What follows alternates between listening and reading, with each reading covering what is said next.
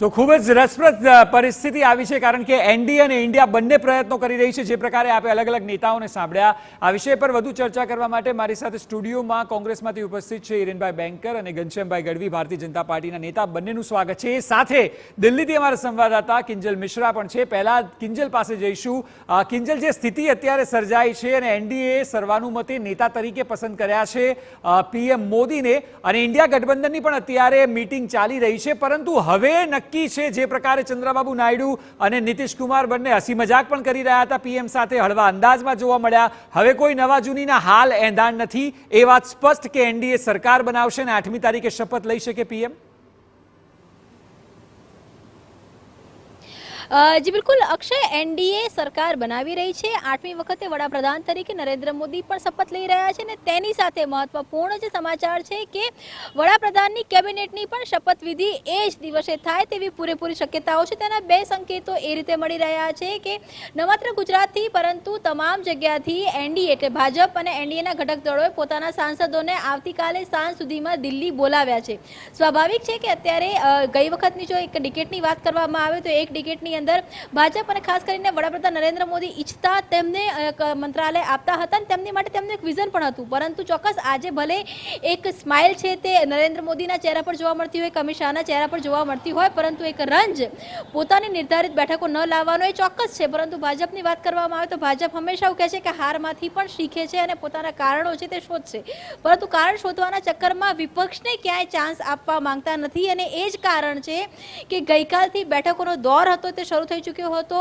અમિત શાહ અને જેપી નડ્ડા વચ્ચે 3 કલાક જેટલી અંદાજે બેઠક હતી તે થઈ હતી, કેમ કે આ વખતે વિપક્ષ પાસે પણ એટલું સંખ્યાબળ છે કે ભલે તે સરકાર ન બનાવે પરંતુ વિપક્ષની ભૂમિકામાં, એ લોકસભાની વાત કરવામાં આવે કે રાજ્યસભાની વાત કરવામાં આવે, એ પોતાનો મત છે તે સ્ટ્રોંગલી મૂકી શકે છે અને રજૂ કરી શકે છે. ત્યારે 8 તારીખે વડાપ્રધાન પણ પોતે વડાપ્રધાન તરીકે નરેન્દ્ર મોદી પણ શપથ લેવાના છે અને તેની સાથે જ તેમનું જે મંત્રીમંડળ છે તે પણ શપથ લેશે. અને એ જ કારણ છે કે તમામ રાજ્યના જે મુખ્યપ્રધાન છે, ભાજપ શાસિત રાજ્યના, એનડીએ શાસિત રાજ્યના, તેમને પણ આવતીકાલ સુધી બોલાવવામાં આવ્યા છે. એટલે કે જ્યાં સુધી વિપક્ષ કોઈ પણ પ્રકારની રણનીતિ બનાવે, કોઈ પણ પ્રકારની બાર્ગેનિંગની ઓફર કરે તે પહેલાં આજની આખી જે બેઠકોનો દોર રહ્યો, અક્ષય આપ જુઓ કે વહેલી સવારથી એક મેસેજ પાસ થઈ રહ્યો છે કે ચંદ્રબાબુ નાયડુ છે તે આ મંત્રાલય માંગી શકે છે, નીતિશ કુમાર છે તે આ મંત્રાલય માંગી શકે છે.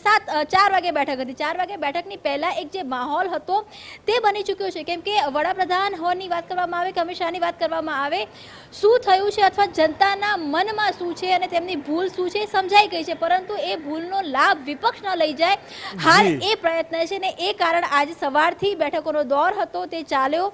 રાષ્ટ્રપતિ ભવનમાંથી સમય પણ માંગી લેવામાં આવ્યો છે અને અત્યારે પણ રાષ્ટ્રપતિ ભવનમાં જે વર્તમાન સરકાર હતી, કેમ કે સરકાર ડિસોલ્વ થઈ ચૂકી છે, તેનું ડિનરનું આયોજન પણ અત્યારે રાષ્ટ્રપતિ ભવનમાં થયું છે. અને 8 તારીખે મહત્વનો દિવસ છે, ત્યારે 7 તારીખ અને 6 તારીખે આખરે કોને લેવામાં આવશે.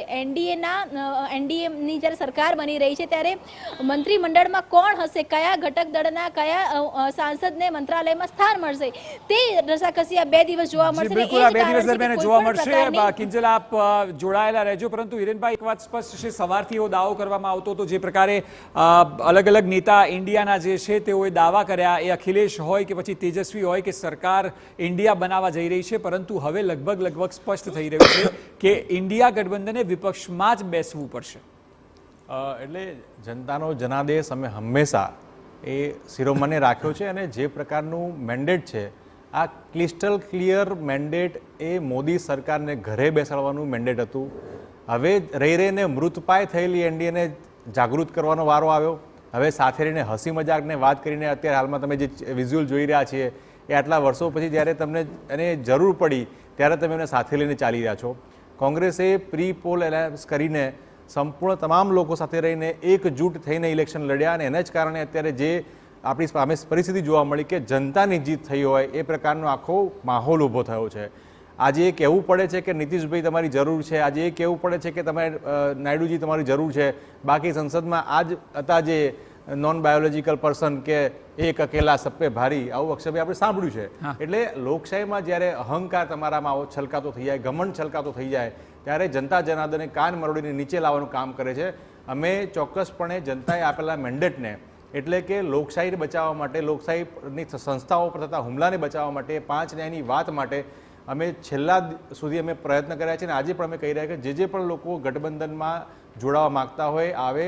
અમે બંને ચંદ્રબાબુ નાયડુને પણ વાત કરી હતી અને નીતિશભાઈને પણ કીધું કે તમે પણ આવો, કારણ કે ભૂતકાળમાં તમને પણ કેવા પ્રકારના કામો તમને બેક સ્ટેપ તમે કરી રહ્યા છો, એટલે કે તમે પીઠ પાછળ ખંજર ભોગી રહ્યા છો, આવા શબ્દો મોદીજીએ નીતિશભાઈ માટે અને ચંદ્રબાબુ નાયડુ પાસે પણ કીધેલા હતા. એટલે હવે અને જ્યાં જ્યાં પણ ભૂતકાળમાં રહ્યો છે ભાજપનો જે પ્રકારનો એમની નિયત અને રહી છે કે પીડીપીમાં જ્યાં એમને સરકાર બની, હિમાચલમાં પીડીપીને તોડી નાખી, મહારાષ્ટ્રમાં સરકાર બનાવી, એમાં શિવસેના તોડી નાખી, એનસીપી તોડી નાખી, એટલે જ્યાં જ્યાં પણ સરકાર બનાવી છે ત્યાં એમને ત્યાંની સ્થાનિક પાર્ટીઓને તોડવાનું કામ કર્યું છે. એટલે જ અમે કહેલું કે અમારા દરવાજા ખુલ્લા છે, આવો સરકારને ઇન્ડિયા ગઠબંધન સરકાર બનાવીએ. પણ ચોક્કસ હજુ પણ જોવાનું રહેશે, જ્યાં સુધી શપથવિધિ ન થાય ત્યાં સુધી આખી વાત. ચલો, એ આશા ઇન્ડિયા અને કોંગ્રેસ રાખી શકે. ઘનશ્યામભાઈ, આપને એ પૂછવા માંગીશ કે જે સ્થિતિ છે ગઠબંધનની છે, એટલે હવે તમામને સાથે લઈને ચાલવું પડશે. પાછલી 2 ટર્મ જેવી વાત આ વખતે નહીં હોય, આપને લાગે છે? કારણ કે જો ગઠબંધનમાં તમામ પક્ષની અલગ અલગ અપેક્ષા હોય છે, અલગ અલગ વ્યક્તિઓ પોતપોતાના મંત્રાલય માગે, માંગ રાખે, આ સૌથી મોટો પડકાર હશે પીએમ મોદી માટે. પહેલાં તો આજનો દિવસ એ ઐતિહાસિક દિવસ છે એટલા માટે કે આ વિશ્વની સૌથી મોટી લોકશાહીમાં ત્રીજી વખત એનડીએની સરકાર બનવા જઈ રહી છે અને આદરણીય વડાપ્રધાન મોદી સાહેબને સર્વસંમતિથી તમામ એનડીએના ઘટક પક્ષોએ, સાથી મિત્રોએ સર્વસંમતિથી નેતા તરીકે એમને ચૂંટ્યા છે અને માન્યા છે. એટલે આ દેશમાં આ દેશની જનતા જનાર્દને એનડીએને સરકાર બનાવવાનો આદેશ આપ્યો છે, એટલા માટે આ દેશની જનતાનો પણ ખૂબ ખૂબ આભાર. બીજું, છેલ્લા કેટલા વર્ષોથી મારા નાનો ભાઈ છે હિરેન, એને પૂછ્યું કે કોંગ્રેસને ક્યારે બહુમતી મળી હતી, કેટલા વર્ષો પહેલાં. મને એ કદાચ કે કોંગ્રેસને સંપૂર્ણ બહુમતી ક્યારે મળી હતી. કારણ કે એનડીએ જ્યારે 2014 એ પહેલાંય અટલજી હતા ત્યારે એનડીએની સરકાર હતી અને 2014માં પણ એનડીએની સરકાર તરીકે જ લડ્યા હતા. પણ દેશની જનતાએ સારા મતોથી બહુમતીથી ભાજપને સારી સીટો આપી હતી, 14 હોય 19 હોય. અનફોર્ચ્યુનેટલી આ વખતે થોડી સીટો ઓછી છે, પણ કોઈ વિદ્યાર્થી બહુ બ્રિલિયન્ટ હોય અને 100 માર્કમાંથી જ હંમેશા પાસ થતો હોય અને ક્યાંક એકાદો દાખલા ઓછો લખાઈ જાય અને થોડા માર્ક ઓછા આવે એટલે એની જોડે લોકોની અપેક્ષા 100ના 100 માર્કની મોટા ભાગે ક્લાસ ટીચરની, એના મા બાપોની ને બીજા લોકોની હોય છે. એમ લોકોને અપેક્ષા. આપની વાત હું આપ અહીંથી જ વાત આગળ રાખજો, પરંતુ સાંભળો, આપે જે ઉદાહરણ આપ્યું તેમાં જ્યારે વિદ્યાર્થી એવું કહેતો હોય કે આટલા ટકા આવશે અને એક પ્રકારની અપેક્ષા બધાને બંધાય, પરિવારને અને મા બાપને, પછી ના આવે ત્યારે આ સવાલ થાય. મોદી સાહેબે ખુદ કીધું હમણાં જ કે ભાઈ લોકશાહી છે, એમાં નંબર ઉપર નીચે ક્યારેક થાય, એ સ્વાભાવિક છે, પણ પ્રજાએ મેન્ડેટ તો સરકાર બનાવવાનો જ આપ્યો છે. જેટલી એકલા ભારતીય જનતા પાર્ટીની બેઠકો છે એનાથી ટોટલ ઇન્ડી ગઠબંધનની બેઠકોનો સરવાળો પણ થતો નથી. 234 એમનો ટોટલ છે અને સરકાર બનાવે. જીત્યું છે એનડીએ અને જશ્ન પેલા મનાવે છે. આ તો કઈ ખબર નથી પડતી કે પેલા સપનાઓ જોવાનો અને ખયાલી પુલાવ બનાવીને ખાવાની બધી વાતો છે. ઘનશ્યામભાઈ મારા મુરબ્બી છે અને એમને જે વાત કહી કે કોંગ્રેસ છેલ્લે ક્યારે બહુમતીની સીટ લાવી હતી. આ ભારત દેશમાં લોકશાહીની જ્યારે વાત કરવાની હોય, લોકશાહીની સાથે સાથે એક ગણતંત્ર પણ છે. લોકશાહી એટલે બહુમત મળ્યો એટલે બધું જ હું કરી નાખીશ અને હું જ બધું કરીશ, એને રોકવા માટે ગણતંત્ર આવે છે. ગણતંત્રમાં એવું હોય કે તમે જ્યારે બહુમતી તમારી પાસે હોય તમે કોઈ પણ ખરાબ નિર્ણય લો જે લોકોના હિતમાં ના હોય, જેમ તમે 3 કાળા કાયદા લાયા હતા એ ખેડૂતોના હિતમાં નહોતા, એ વખતે ગણતંત્ર સામે આવે ને એમ કહે કે બહુમતી તમારી પાસે ભલે રહી પણ તમે કાન મરોડવામાં આવશે ને તમે નીચે બેસવામાં આવશે. એટલે કે આ મેં આપણે જે અક્ષરભાઈ પહેલાં વાત કરતા હતા કે ભારત એટલો મોટો દેશ છે જેમાં અલગ અલગ લોકોનું પ્રતિનિધિત્વ થવું જોઈએ અને ત્યારે આપણે આ એક નેરેટિવ છેલ્લા 10 વર્ષથી સેટ કરવામાં આવ્યું કે એક જ ચહેરા પર ચૂંટણી લડો, એક જ વ્યક્તિ, 1 નેશન 1 પાર્ટી 1 પર્સન, એની જ ઇલેક્શન લડવાની વાત લોકોએ કરવામાં આવી. ત્યારે આ મેન્ડેટ અત્યારે એ સ્પષ્ટ બતાવે છે કે આ લોકશાહીની ખૂબસૂરતીમાં તમામ જગ્યાથી રિપ્રેઝન્ટ થવું જોઈએ, ત્યારે બિલકુલ, આ ગુલદસ્તો સારો લાગશે. એક કલરનો ગુલદસ્તો આપણે જોયો છે, એમાં બહુ કાંટા વાગ્યા, જી લોકોને બિલકુલ, બહુ લોહી આવ્યું, એટલે આપે હવે જે લોકો લોકશાહીની વાત કરી, અલગ-અલગ તમામ લોકો સ્થાનિક સાથે પાર્ટીઓને હોવા મત આપી જરૂરી રહ્યા છે તેવું આપનું કહેવું છે. પરંતુ કિંજલ, હું આપને એ પૂછીશ કે જે પ્રકારની સ્થિતિ સર્જાઈ છે તેમાં, કારણ કે દિવસભર એવું ચાલ્યું હતું કે અલગ અલગ પક્ષની અલગ અલગ અપેક્ષાઓ છે સરકાર પાસેથી, જે લોકો એનડીએમાં છે, આપને લાગે છે કે આ તાલમેલ જ સૌથી મહત્વનો રહેશે? કારણ કે એને 5 વર્ષ સુધી ટકાવવાનો છે, એટલે જે પણ સમાધાન કાઢવામાં આવશે તે જરૂરી છે એનડીએ માટે કે કોન્ક્રીટ હોય, નહીં તો પડકાર વધશે. અક્ષય, પહેલી વખત એવું છે કે ભાજપ માટે સમાધાન કરવું એ કમ્પલ્સન બની ચૂક્યું છે. જો થોડા ભૂતકાળમાં જઈએ તો ભાજપે અનેક જગ્યા પર તડજોડની રાજનીતિ કરી છે. આપ મહારાષ્ટ્રની અંદર જુઓ તો મહારાષ્ટ્રમાં સરકાર બની ગયા પછી પણ ઉથલાવવાનો પ્રયાસ હતો, તે કરવામાં આવ્યો હતો. નીતિશ કુમાર સાથે જે ગઠબંધન કરવામાં આવ્યું તેમાં પણ પ્રયાસ હતો, એ સરકારને સત્તામાં, પોતાની સત્તાને ટકાવી રાખવા માટેનો પ્રયાસ હતો, પરંતુ તેમાં તેમને ગુમાવવાનું ન હતું. જો એ ગઠબંધન ન થયા અથવા તો તેની અંદર તેમને સફળતા ન મળ્યું, તેનાથી તેમને નુકસાન નહોતું. નુકસાન લોકસભાની ચૂંટણીમાં હતું, એ તેમને અત્યારે રિયલાઇઝ થઈ રહ્યું છે. આ વખતનું જે સમાધાન છે એ તેમની માટે કમ્પલ્સન છે, કેમ કે જો આ સમાધાનની અંદરથી કોઈ કંઈ પણ કહેતું હોય અક્ષય, પરંતુ અત્યારે કહી શકાય કે બાર્ગેનિંગ પાવર માત્ર 2 જ જણ પાસે છે, એ નીતિશ કુમાર અને ચંદ્રબાબુ નાયડુ. અને આ બંને લોકો પણ ખૂબ જ કહી શકાય કે પીડ પોલિટિશિયન્સ છે, અને રાજનીતિની અંદર પક્ષ પલટો કરવો અથવા ટેકો પાછો ખેંચી લેવો એ કોઈ નવી વાત નથી. ભૂતકાળમાં આપણે જોયું છે, ભૂતકાળની અંદર એનડીએ હોય કે યુપીએ હોય, ટેકો પાછો ખેંચી લીધો. અટલજીની સરકાર ટેકો પાછો ખેંચી લેવાના કારણે પાછી તૂટી ગઈ હતી, અથવા તો ઘણી વખતે આવા અનેક કિસ્સા થયા છે કે વર્તમાન સરકાર છે તેને ટેકો પાછો ખેંચી લેવામાં આવે તો સરકાર તૂટી જતી હોય છે. અને અત્યારની પરિસ્થિતિમાં ઘણી જગ્યા પર થયેલું પણ છે. અને ભાજપની વાત કરવામાં આવે કે કોંગ્રેસની વાત કરવામાં આવે, વિપક્ષમાં બેસીને બધા આઈડિયોલોજીકલ વાત કરતા હોય છે તમામ પક્ષો, પરંતુ એ જ પક્ષો જ્યારે સત્તા પર આવતા હોય છે ત્યારે એ જ ટેક્ટિકનો ઉપયોગ કરતા હોય છે. આ એલાર્મિંગ સિચ્યુએશન ખુદ બીજેપી માટે અને ખાસ કરીને વડાપ્રધાન મોદી માટે એટલે બની ચૂકી છે, કેમ કે ભાજપ પરિવારમાંથી મોદી પરિવાર થઈ ચૂક્યું છે, ભાજપ સરકારમાંથી મોદી સરકાર થઈ ચૂક્યું છે, વન મેન આર્મી છે. સતત જે વોટ છે તે માત્ર મોદી પર માંગવા, મોદીના ચહેરા પર માંગવામાં આવતા હોય છે. મોદી સરકારે શું કર્યું, મોદીએ કેટલા કામ કર્યા, મોદીએ દેશને શું આપ્યું, તો એ આ વન મેન આર્મી છે. તો જેમ જીતનો શ્રેય છે એ વડાપ્રધાનને મળે, ત્યારે હારની સ્વાભાવિક છે શ્રેય એ વડાપ્રધાનને જ મળે. પરંતુ અત્યારે સ્વાભાવિક વાત છે કે વિપક્ષની જે સંખ્યા છે તેના કરતાં એનડીએ પાસે અત્યારે સંખ્યાબળ વધારે છે, કેમ કે તેમની પાસે અત્યારે નીતિશ કુમાર અને ચંદ્રબાબુ નાયડુનો ટેકો છે. પરંતુ આ ટેકો ત્યાં સુધી જ રહેશે જ્યાં સુધી તેમને જે પોર્ટફોલિયો જોઈએ છે તે પોર્ટફોલિયો આપવામાં આવશે. અને આ ખૂબ જ સ્વાભાવિક વાત છે, અને એટલે જ કોઈપણ પ્રકારનો વાત ન થાય અથવા તો કોઈપણ પ્રકારનો પોતાના ઘટક દળના નેતાઓમાં બીજો વિચાર ન આવે, એ જ કારણ હતું કે આ સવારથી બેઠકનો દોર બોલાવવામાં આવ્યો હતો. આ સવારથી, બાકી આ જે પ્રસ્તાવ આજે પારિત કરવામાં આવ્યો છે એ પ્રસ્તાવ 7 તારીખે પારિત કરવાનો હતો, પરંતુ એક મેસેજ આપવાનો વિપક્ષને પણ પ્રયાસ એનડીએ અને ખાસ કરીને વડાપ્રધાન કરી રહ્યા છે. વડાપ્રધાનની થિંક ટેન્ક કરી રહી છે કે એનડીએ આજે પણ એક છે ને એનડીએમાંથી કોઈ પણ ઘટક દળ છૂટું નથી પડવાનું. એ પ્રયાસના ભાગરૂપે સવારથી આ તમામ જે પોલિટિકલ ગતિવિધિઓ છે તે ચાલી રહી છે. પરંતુ પ્રેશર ચોક્કસ અત્યારે યુપીએ પાસે, અથવા માફ કરશો ઇન્ડિયા ગઠબંધન પાસે કંઈ જ ગુમાવવા નથી. તેમની પાસે જનમત નહોતો, જનાધાર નહોતો, તેમાંથી જનમત અને જનાધાર વધ્યો છે. જ્યારે કે ભાજપ અને એનડીએની વાત કરવામાં આવે તો ભાજપનો જનાધાર ઓછો થયો છે. હિન્દી બેલ્ટ જે હંમેશા કહેવાતું હતું કે ભાજપનો બેલ્ટ છે, ખુદ ગુજરાત જે ભાજપનું હોમ સ્ટેટ કહેવામાં આવે છે ત્યાંથી 1 બેઠક ઘટી છે. રાજસ્થાનમાંથી 5 બેઠકો ઘટી ચૂકી છે. આ બાજુ આ પંજાબમાં જુઓ તો પંજાબમાં ખાતું નથી ખુલ્યું. મહારાષ્ટ્રની વાત કરવામાં આવે તો શિવસેનાની જે રીતે ગઠબંધન તૂટ્યું ત્યારબાદની પરિસ્થિતિ બધા જોઈ રહ્યા છે. તો ભાજપનો જનાધાર એ ઘટ્યો છે.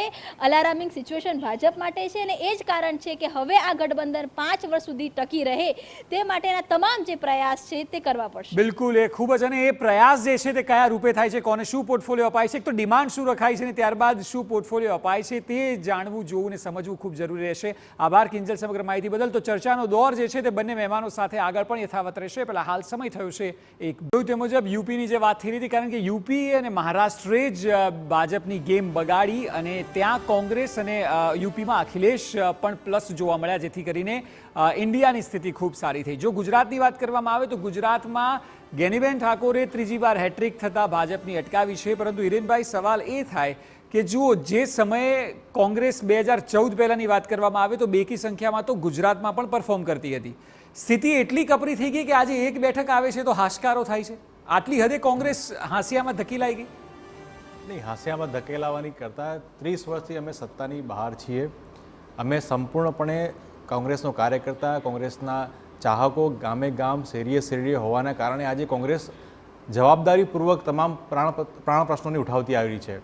તમે જે પણ પ્રશ્નો ગુજરાતના રહ્યા, મોંઘવારી હોય, બેરોજગારી હોય, વારંવાર પેપર લીકની વાત હોય, પુલ તૂટવાની વાત હોય, તમામ જગ્યાએ કોંગ્રેસ પક્ષે એ સેવામાં ના યજ્ઞમાં આહુતિ આપતી રહ્યા છે. સીટો આવી ના આવી, કોંગ્રેસ વારંવાર કહેતો હોય કે 62 વર્ષના અમારા સંઘર્ષમાં અમે કદી સત્તાને કેન્દ્ર સ્થાને રાખી નથી. અમને સીટો મળી ન મળી પણ અમે લોકોની વચ્ચે ગયા છે અને એનું જ પરિણામ છે કે આજે એ મેન્ડેટ આવીને સામે ઊભો છે કે જેને જે કહેવાતો પ્રચલિત ચહેરો આજે એને સંપૂર્ણપણે નકારી કાઢ્યો છે. વારાણસી જેવી સીટ પર પણ એમને માંડ માંડ જીત્યા હોય એવો ઘાટ સર્જાયો છે.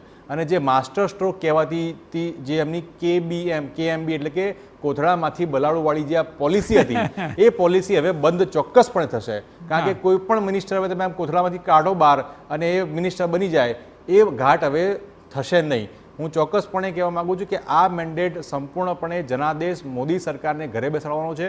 હજુ ફરીથી વારંવાર કહું છું કે જનમતને કોંગ્રેસ પક્ષે એટલા માટે માન સન્માન આપી રહ્યા છે કે આ મેન્ડેટ એ 5 ન્યાયનો મેન્ડેટ હતો કે તમે વારંવાર તમને જે લોકશાહીમાં તમને જવાબદેહી બોલવાની હતી એ જવાબદેહી આપવામાં તમે નિષ્ફળ રહ્યા છો.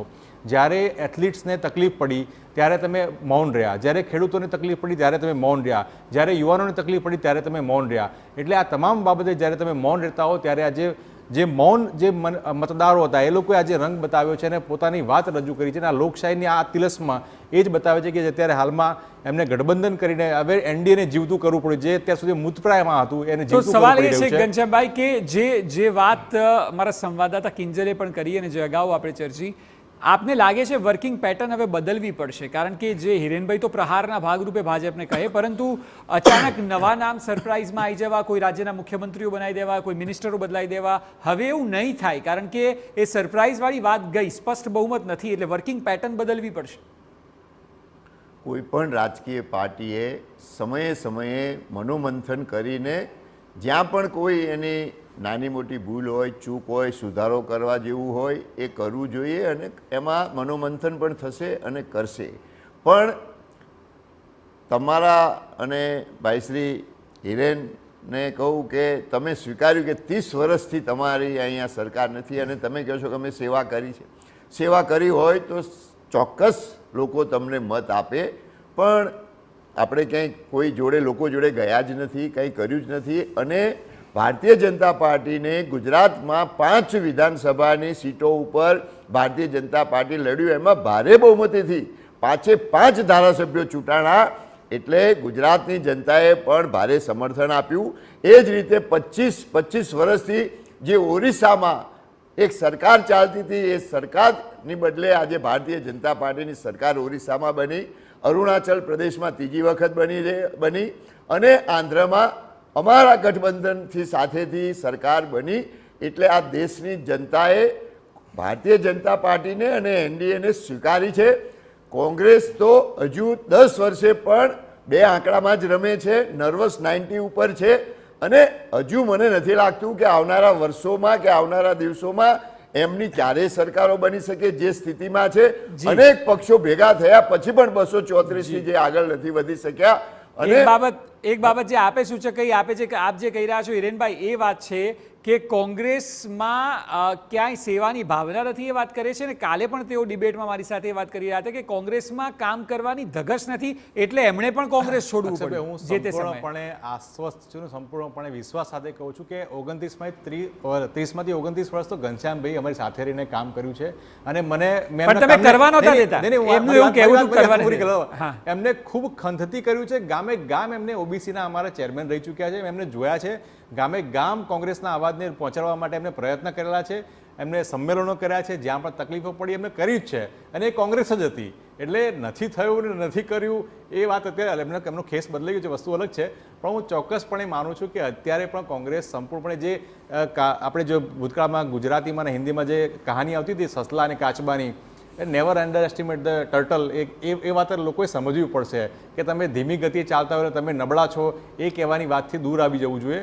આ કોંગ્રેસ એ પાર્ટી છે જેને ફિનિક્સ તરીકે ઓળખવામાં આવે, ફિનિક્સ પક્ષી તરીકે ઓળખવામાં આવે છે કે એ રાખમાંથી પણ ઊભી થઈ જાય એમ છે. થોડા સમય પહેલાં ગુજરાતમાં પણ એ જ પરિસ્થિતિ કહેવામાં હતી કે કોંગ્રેસ ક્યાંય નથી ને કશું જ નથી ને ક્યાંય જીતશે પણ નહીં.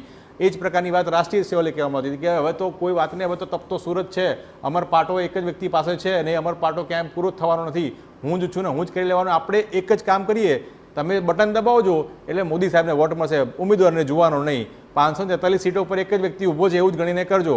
અને એ જ મેન્ડેટ હું એટલા માટે વારંવાર કહું છું, એ જ મેન્ડેટ લોકોએ આપ્યું છે કે આ વ્યક્તિ એટલે કે પ્રધાનમંત્રી મોદી નથી જોઈતા, એ મેન્ડેટ ક્લિયર કટ મેન્ડેટ છે. ને એટલા જ માટે વારાણસી સીટ ઉપર પણ જ્યાં શિવરાજસિંહ 8 લાખથી લીડ જીતે છે, પણ વારાણસીની સીટ ઉપર આજે મોદી સાહેબની 3 લાખની લીડ, જે ગયા વખતે માત્ર 1.5 લાખની લીડ આવી છે, બાજુમાં અયોધ્યાની સીટ પર ભાજપે ગુમાવી છે. અને ત્યાંની અયોધ્યાની વાત એટલા માટે મારે કરવી પડે કે આ લોકશાહીના તિલસ્મનું ખૂબ સારામાં સારું ચિત્ર જોવા મળ્યું છે કે જનરલ સીટ ઉપર પણ ત્યાં અવધેશ કુમાર કરીને અનુસૂચિત જાતિના વ્યક્તિને ઊભા રાખવામાં આવ્યા અને લોકોએ તેને ખૂબ જ સવર્ણ કાસ્ટ હોય કે તમામ 18 વર્ણ ભેગા થઈને એમને જંગી બહુમતી જીતાડ્યું છે. આ જ લોકશાહી છે, સૌને સાથે લઈને ચાલવાની વાત હોય ને એ કોંગ્રેસ વારંવાર કહેતું આવ્યું છે. મારો સવાલ ઘનશ્યામભાઈ એ છે, કારણ કે જે સવારથી ચર્ચા થઈ રહી છે એ થઈ રહી છે કે ફૈઝાબાદ જેવી બેઠક હોય અને વારાણસીમાંથી ઇવન પીએમ પણ જે જીત્યા નાના માર્જિનથી જીત્યા એટલા માટે કારણ કે અપેક્ષા વધારે હોય. આપને લાગે છે કે ઉત્તર પ્રદેશ જેવા રાજ્યમાં કંઈક તો ગડબડ થઈ રહી છે કે જે ભાજપથી પકડાતી નથી અથવા તો પકડાઈ નથી? ચોક્કસ એ તો ઉત્તર પ્રદેશમાં ઓછી સીટો આવી છે તો અમે સ્વીકારીએ જ છીએ, અને જ્યારે રાજ્યમાં ઓછી સીટો આવી હોય ત્યારે એનો થોડો ઘણો અસર તમામ સીટો ઉપર પડે. એટલા માટે ક્યાંક એવા પણ હોય કે સારા જેને આખી જિંદગી સેવા કરી હોય એવા લોકો પણ ક્યારેક આવા જ્યારે ઊંધી દિશામાં પવન ચાલે ત્યારે એમાં હારતા પણ હોય છે અને મતના એમાં ફેરફાર પણ થતો હોય છે. એટલે ઉત્તર પ્રદેશમાં ઓછી સીટો મળી છે એ ચોક્કસ સ્વીકારું છું. એનું મનોમંથન થશે, એના વિશે બેસીને અમે વિચારશું કે ક્યાં અમારી કમી રહી ગઈ, શેના માટે કમી રહી ગઈ. પણ ઓવરઓલ આ એનડીએની સરકાર બનવા જઈ રહી છે અને આવનારા દિવસોમાં વધારે અમારા કામોને આગળ વધારશે. જી 30 સેકન્ડ. કે ઉત્તર પ્રદેશ એ સત્તાનો રસ્તો છે, રસ્તો જ અડધેથી બ્લોક થઈ ગયો છે. ચલો ઠીક છે, રસ્તો અડધેથી બ્લોક થી વધારે રાજ્યોમાં 0 બેઠક છે, 18 મંત્રીઓ હારેલા છે. આ તમામ બાબતો છે જે બંને પાર્ટી એકબીજા પર અત્યારે જનમત છે. બિલકુલ સ્ટુડિયોમાં પણ વાર પલટવાર થઈ રહ્યો છે, પરંતુ મહત્વનું એ છે કે હવે નવી સરકારને લઈને ચળવળ તેજ થઈ છે. 7મી 8મી તારીખ સુધી શપથ લેવાની પણ વાત છે, ત્યારે નવી ગઠબંધન સરકારમાં પડકાર અનેક હશે. જોવું રહ્યું કે આ પડકારને સરકાર કઈ રીતે પહોંચી વળે છે. આ બંને મહેમાનો સ્ટુડિયોમાં જોડાયા બદલ આપનો ખૂબ ખૂબ આભાર. તો અમારી વિશેષ રજૂઆતમાં હાલ બસ આટલું જ.